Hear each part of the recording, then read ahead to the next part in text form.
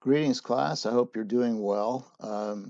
This video is prepared because we had some more technical issues today with WebEx, and obviously we had more difficulty than we've had in the past, so we were not able to proceed with everything I wanted to do. So what I'm doing in this video right now is I'm combining two things. I'm going to do some announcements, let you know what's coming up ahead, where we're at in the schedule, and so forth.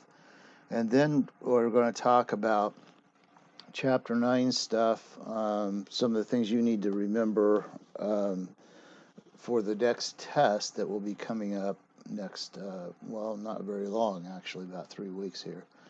So let's go ahead and begin with the announcements. I was looking at where we are in the course, and we're right on target. Today will be the last day we spend on Chapter 9. What I'm going to do today is to go through some of the material we went through in the video already, but also spend some time working through the Foundational 15 in an Excel spreadsheet. And those resources have been posted for you in Canvas. So you have the document itself for the Foundational 15 plus the Excel spreadsheet that you can use to work on it with. A couple of reminders that I want to mention. Number one is we have a quiz over chapters 6, 7, and 8 that's due on Wednesday, a vocab quiz, along with homework from chapter 8 that's due on Wednesday. You no doubt saw that I posted the exam 2 grades in Canvas, and I have to say overall, I noticed improvement, and I'm very happy with that. But I realize that since we are in the situation we are, that we do not get to do test corrections, which is one way that I allow you to go back and work on those problems, fix them, and then add a few points back on the test. So rather than trying to figure out a way to do that online, which I don't know that it's possible to do that, what I'm going to do is I'm going to upload an application of Excel in Canvas. Now you don't have to worry about it because I'm making it due a week from Wednesday, but I'll go ahead and post it in Canvas. But it's basically a problem in an Excel worksheet, and you need to identify the differences between here it is, identifying the differences between variable costing and absorption costing. So this is the problem. You'll see this posted in Excel in Canvas. You'll download this and complete this. Calculations that you need to do are identified here. You'll use your notes from chapter 6 because we did a lot of this. Basically, we did all of this when we were working through chapter 6. So what I want you to do is to actually just take this down and complete it. And again, we'll add points. This is extra credit points, so I'm not going to add it back to the test per se, but if you want to complete this, fine. If you're happy with your test score, don't worry about it. I mean, if you're pleased with where you're at on the test, you don't have to do this. But on average, when I'm adding back points on a test, it's somewhere around 5 points for a test. So I'm going to create this assignment and give you that extra credit, those extra credit points. So they will help you if you didn't do as well on the exam as you wished. And I will do this on the next exam as well. So you will have opportunities then. If you want to earn some extra credit, you can do that there. But this is as close as I can come to actually going back through reworking problems and giving you extra credit for it in this way. So we're going to do that. I'll have this uploaded in Canvas. Okay, next exam, I want to point this out, and the schedule is on April the 6th, which is a Monday, exam number 3, which will be over 8, 9, 10, and 11. So here's how it's going to play out for those two chapters. Chapters 10 and 11, we're not going to get into as intensely as we have chapters 8 and 9. We're going to deal with them, but we're not. There's a lot of depth in standard cost and variances that we could get into, but I'm not going to. I'm going to show you what it is. How do we calculate standard costs? How do we isolate variances, what they are, differences between price variances, and so on. Then we're going to get into performance management, chapter 11. We'll address that. And again, these two chapters will not be in depth as we've been in chapter 6 or chapter 8 or chapter 9, but we are going to introduce the topics to you. They're important. Whether you are actually in a production business or in a service business, understanding how standard costs and variances work is very important. I mentioned this before, but when I was at Blue Cross, we did a lot of work in this way, but we didn't necessarily call them standard costs. But we did have uh, costs that were expectations for specific lines of business. Now, we didn't make a product; we sold health insurance, but in many ways, it's managing those costs is very much like what you would do in a production environment. You have to manage the overhead, you have to watch what kind of direct costs are being employed, and so on. So these are very important topics, and I think the standard costs are very important. Performance measurement is also very important, but we're not going to dig down into those. Now, if you're an accounting major and you're going to go into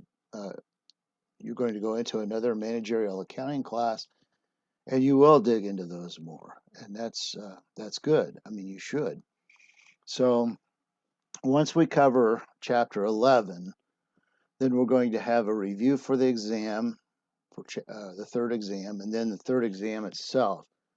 Now, a word about the exam. We're going to do the exam number 3 online.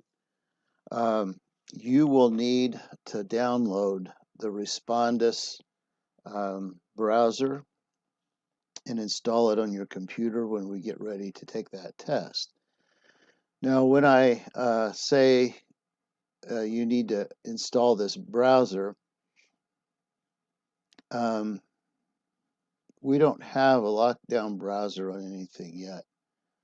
But if you look at, and you wouldn't be able to see this necessarily, but I will give you a link, and this is the link for the lockdown browser, and it'll take you out to their website, the Respondus lockdown browser website, and you'll be able to download this on your laptop or your Mac or even your iPad if you wish.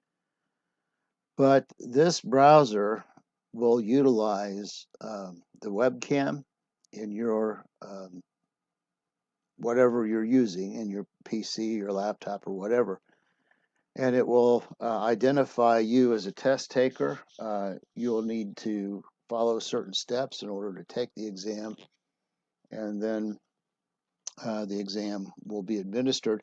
And once the lockdown browser engages, you are not allowed to run any other kind of software. So Word or other documents like that, not really. You can't use those.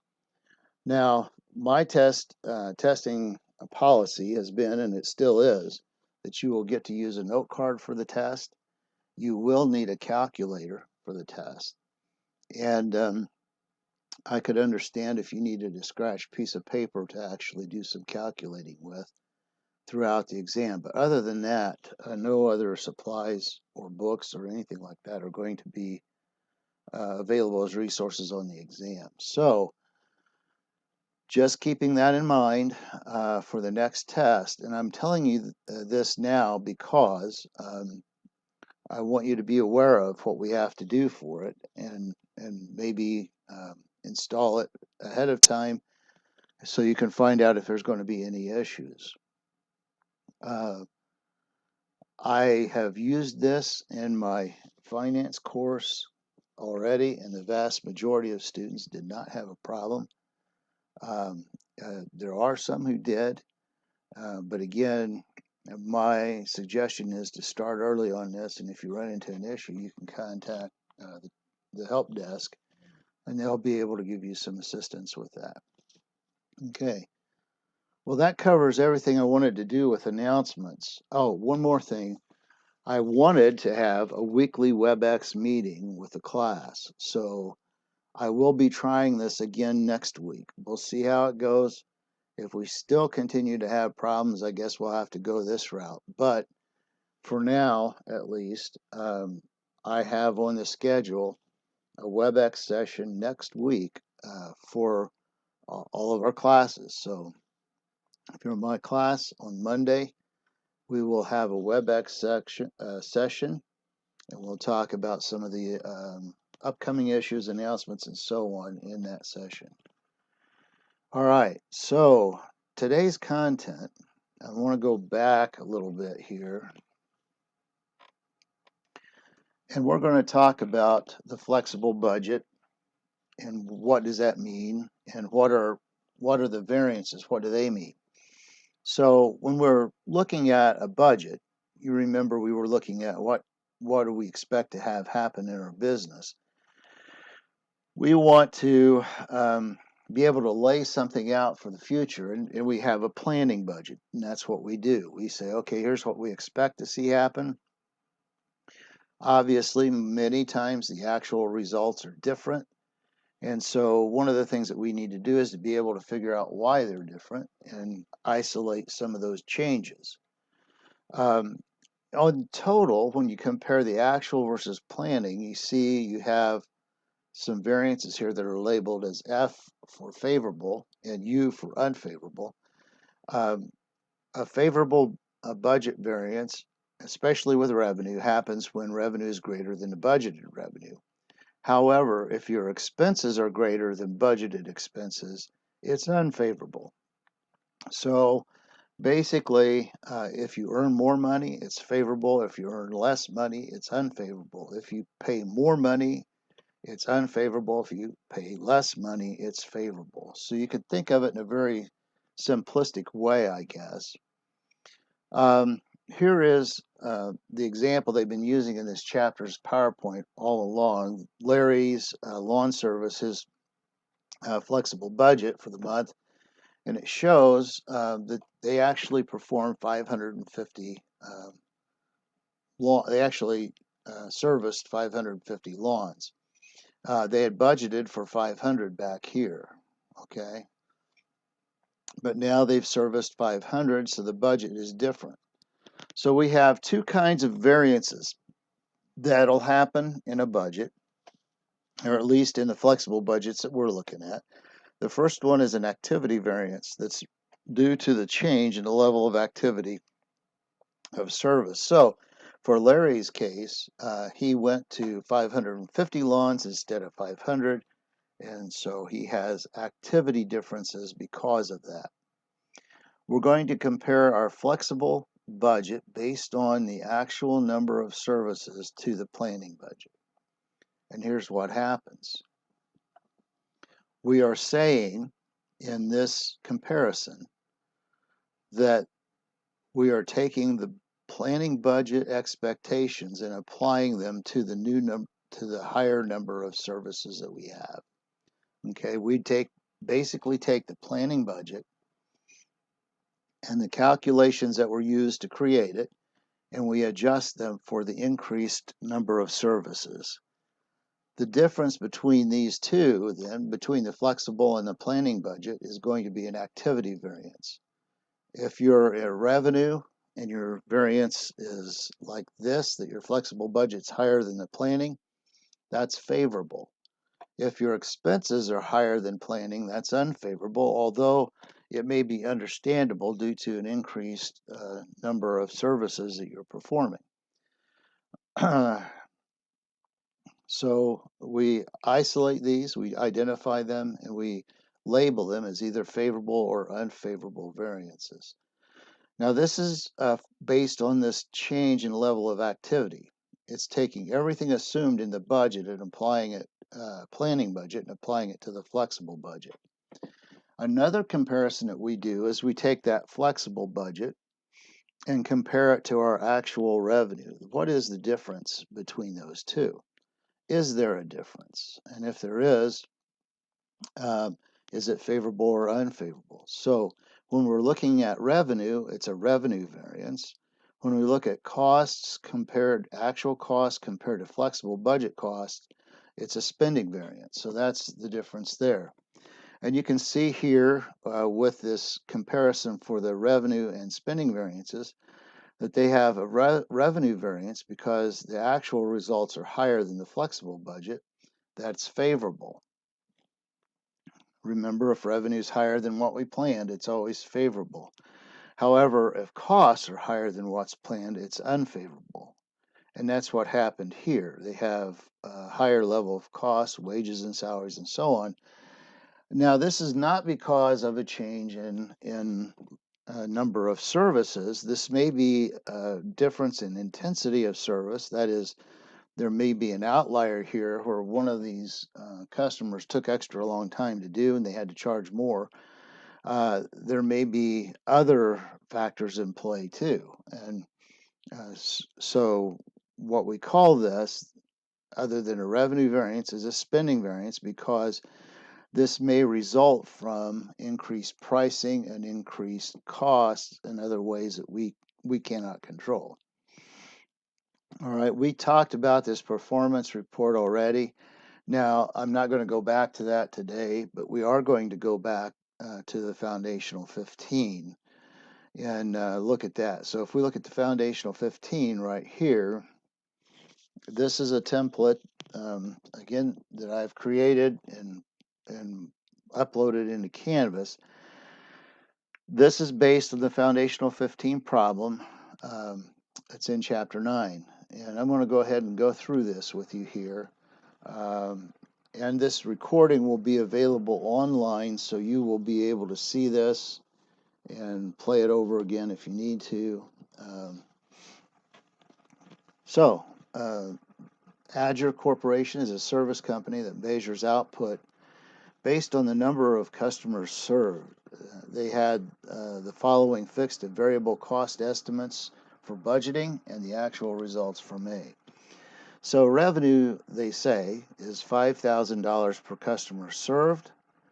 Wages, salaries and wages are $1,100 per customer, but also a fixed element that is $50,000 per month. Travel expense is all variable. It's $600 per customer, and other expense is fixed at $36,000. The planning budget estimated serving 30 customers per month. During May, the company actually served 35. So now they want us to go through a series of calculations to figure out what the flexible budget numbers should be. So let's take a look at this. The variable element per customer for revenue, if we look up here, is 5,000. So we're going to calculate that using that $5,000 number. The actual activity is right here, the 35 customers. So we put that in here as well. And then we calculate by multiplying. So we have 175,000 in flexible budget revenue. Okay, number 2 in the Foundational 15 asks us what is the cost of employee salaries and wages in the flexible budget? So for this number, we have a combination of two things. We have the variable and the fixed portions. And so we want to address both of those. So the first thing we do is we calculate the variable portion, which is $1,100 per customer served. And remember, for flexible, we use the actual number of customers we serve. So we take that and multiply those, we get 38,500. And then the fixed element per month is $50,000. So we have that right there. We add those two, and we get a total for employee salaries and wages in the flexible budget of $88,500.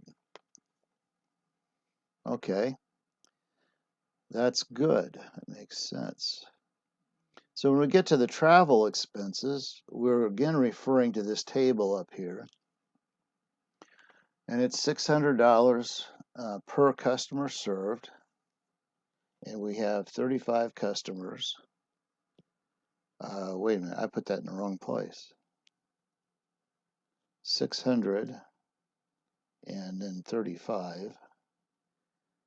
So we multiply them and we get 21,000 as a travel expense for the flexible budget. For other expenses, this is nothing we have to do. We just take this other expense item and include it as it is, because that's the expectation. We'd have 36,000 in costs. Okay, that's through number 4, and now what they want us to do is to calculate the net income reported in the flexible budget. We're going to start with the revenue we calculated for the flexible budget right there, the 175,000. So we take that, and then we're going to add in these, we're going to identify these other costs we've calculated in number 2, 3, and 4. So number 2 is the employee salaries and wages that we need to put in here. So we have 88,500. The travel expenses we calculated of 21,000. And then the fixed cost of 36,000. So our total expenses, I'm going to add these, is 145,500. So we're going to reduce the revenue by those expenses to get net income. So we take the revenue minus the total expenses, and we get a net income in number 5 of 29,500. And that is the answer to number 5. Now that we've calculated the flexible budget, they want us to also calculate these variances, the revenue variance and the spending variances for May. So we have a few. So the first one we have is the revenue variance. So we go back up here and pull this 160,000 from May down here, 160,000. And then we, for the flexible budget, we're going to use this revenue right here, which is 175. Okay. The difference between the two is going to be 15,000. And the question is whether this is unfavorable or favorable variance. Well, when we're comparing the budget numbers with the actual results, if the actual results are less than what we have in the budget for revenue, it's an unfavorable variance, because the actual results are less than what we predicted. That's not favorable for revenue. Now, revenue and expenses are the opposite. So when we look at spending variances, if we have an actual result less than the budget, that's good. So we go up here again to our table and we pull this employee salaries and wages and bring it down, $88,000. And then we pick up the salaries and wages from over here from the flexible budget of 88,500. We calculate the difference between the two, It's a $500 variance. The actual costs are lower than the flexible budget, so it's favorable. And that's the answer to number 7. So these are opposites. If the revenue is less than budget, unfavorable. If the expense is less than budget, it's always favorable. All right, then we get down here to the travel expense, and we look at what we actually had in cost, and it's $19,000 from the table up above. And then the flexible budget that we calculated over here was $21,000. So we take that and we calculate the difference, $2,000, because the actual spent amount is less than budget. This is a favorable variance. So we spent less than we budgeted. That's always good. And then finally, the other expenses spending variance. We go up here to the actual results and we find out we had $34,500 is what we actually spent for the month. We'll come down here, 34,500. And the flexible budget over here says we should have had 36. The difference between those is $1,500. And because, again, actual expenses are less than the budget, this is favorable. So remember, the expenses and revenue variances are opposite of one another. So that completes number 9 for the comparison between the actual and the flexible budget numbers that we computed.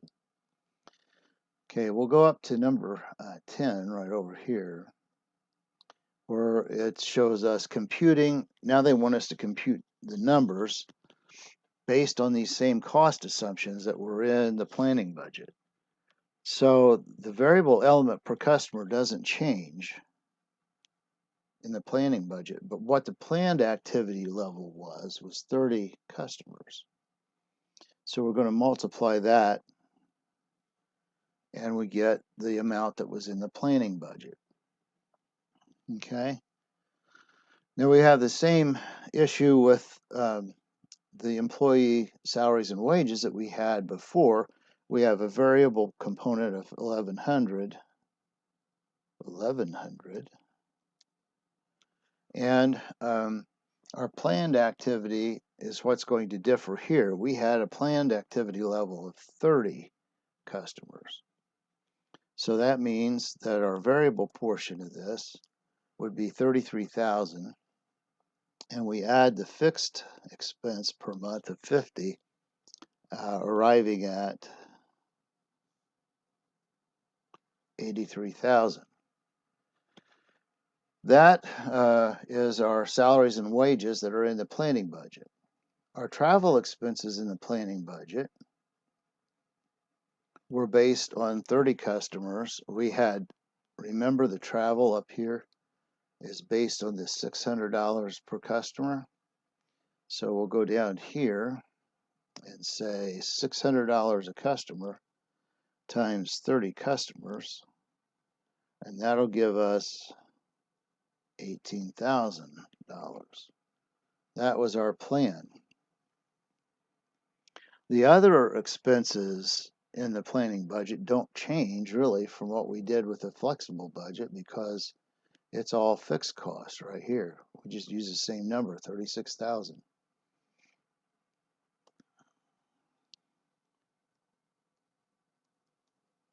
And that is the answer to that question, other expenses that are in the planning budget. Now, the thing that they want us to do here is compare the planning budget with the flexible budget to identify activity variances. Remember, we were talking about this. The planning budget is going to have what was originally assumed to happen. The flexible budget will have that adjusted for the number of customers we serve or number of products we sell or whatever it is that drives our revenue. So the planning budget revenue was this 150,000 we computed up here. So we bring that down here. And the flexible budget revenue is right here, this 175,000. Okay. We're going to take the difference between the two and get 25,000. Now, because we're comparing the flexible budget with the planning budget, we're going to look at the flexible budget and say, how does this compare to the planning budget? Well, the flexible budget has a lot more income in it than the planning budget did, so that's a favorable thing. In other words, based on the activity, we would have had $25,000 more in revenue. That's based on activity, okay? All right. And then we're going to do the same thing for salaries, travel expense, and other expense. So if we look at salaries, the planning budget salaries are up here. They're $83,000, okay? So we bring those down here.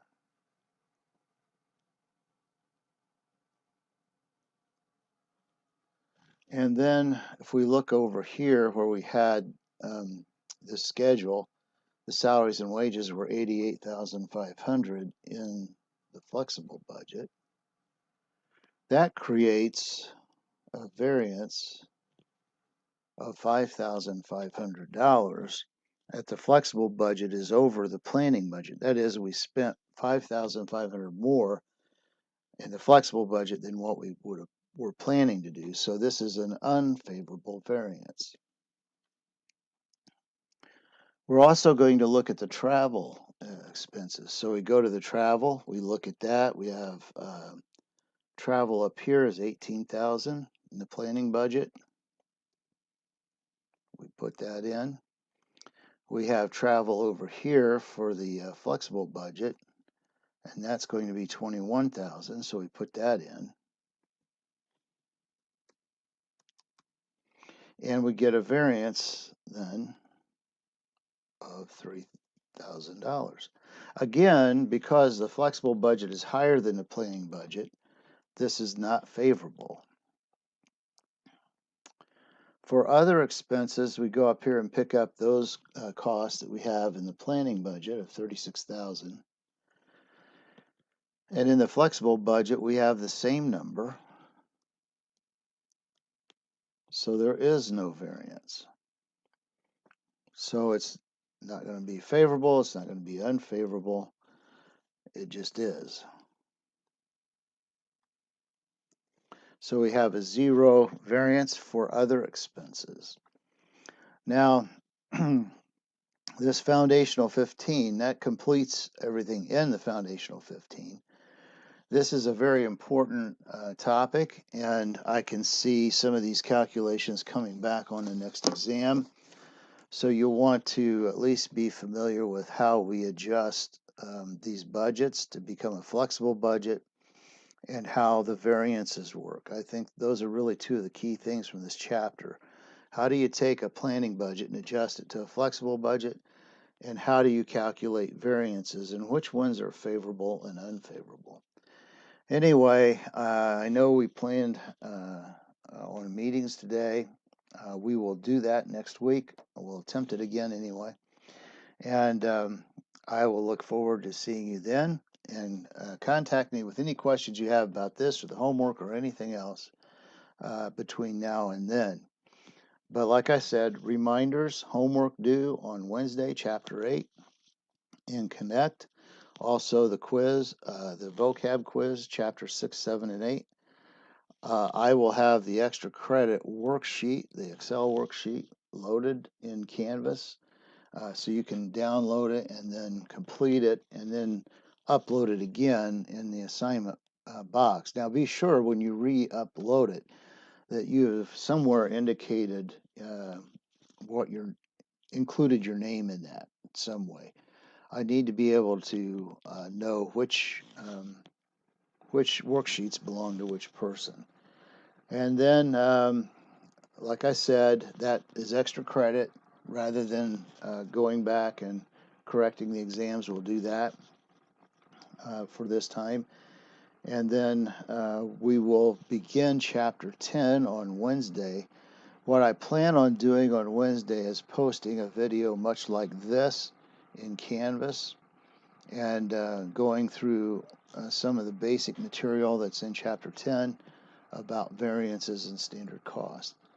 Anyway, if you have any issues, questions, or just need some help with a problem in the homework or whatever, please let me know. I'll be glad to assist you in any way I can. And I look forward to seeing you guys next Monday. We'll try this again.